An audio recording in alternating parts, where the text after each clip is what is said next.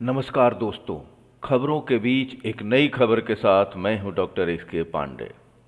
नेपाल में बालन शाह की सरकार बनने के बाद वहां कई बदलाव देखने में आ रहे हैं। इसी क्रम में वहां की सरकार ने कर्मचारियों की सैलरी में एक बड़ा बदलाव किया है।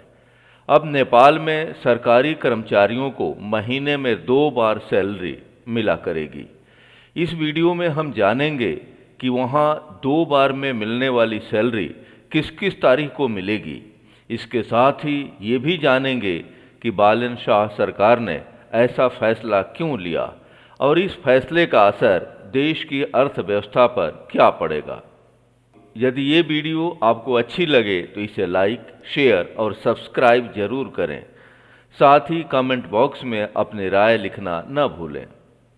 कर्मचारी चाहे सरकारी हो या प्राइवेट, सैलरी का इंतजार सभी को होता है, लेकिन नेपाल की सरकार ने महीने के अंत तक सैलरी इंतजार की परंपरा को खत्म कर दिया है, क्योंकि वहाँ महीने के अंत में एक बार मिलने वाली सैलरी अब हर 15 दिनों में आधी आधी करके 2 बार में मिला करेगी।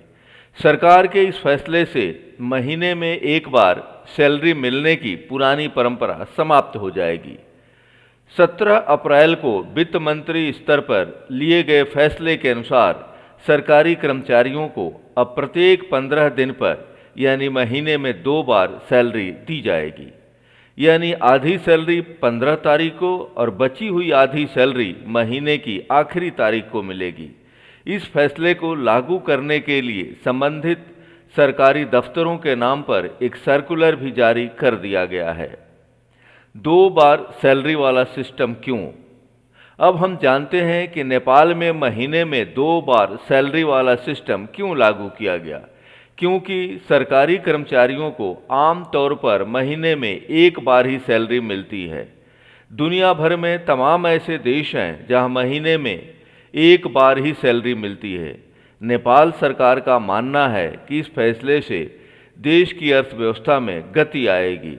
सरकारी अधिकारियों का कहना है कि अगर कर्मचारियों को महीने में 2 बार सैलरी दी जाएगी तो उनका खर्च भी बढ़ेगा और इससे बाजार में पैसों का प्रवाह बना रहेगा।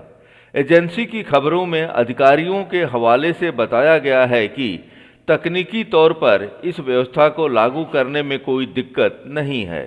Civil service, Nepal army, police, सशस्त्र पुलिस बल और बाकी सभी सरकारी कर्मचारियों के लिए ये व्यवस्था लागू हो सकती है। नेपाल के सर्विस एक्ट में बदलाव होगा। अभी ये साफ नहीं है कि इस फैसले को कब से लागू किया जाएगा। हालांकि अधिकारियों का मानना है कि इसे लागू करने के लिए कानून में बदलाव की जरूरत पड़ सकती है, क्योंकि नेपाल के सिविल सर्विस एक्ट में सैलरी हर महीने देने का प्रावधान है। कानून की धारा 28 के अनुसार हर सरकारी कर्मचारी को हर महीने के अंत में वेतन और भत्ते दिए जाते हैं।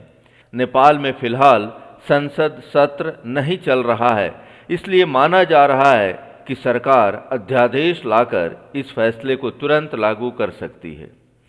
सैलरी के संबंध में नेपाल सरकार का ये प्रयोग कई देशों के लिए एक नया मॉडल साबित हो सकता है, जहां कर्मचारी खुश हों और अर्थव्यवस्था भी विकास की गति पकड़ सके। इस वीडियो में फिलहाल इतना ही। मिलते हैं अगली वीडियो में किसी नए टॉपिक के साथ। ये वीडियो अधिक से अधिक लोगों तक पहुंचे, इसके लिए चैनल को लाइक, शेयर और सब्सक्राइब करना न भूलें। इसके साथ ही कमेंट बॉक्स में अपनी राय भी जरूर लिखें।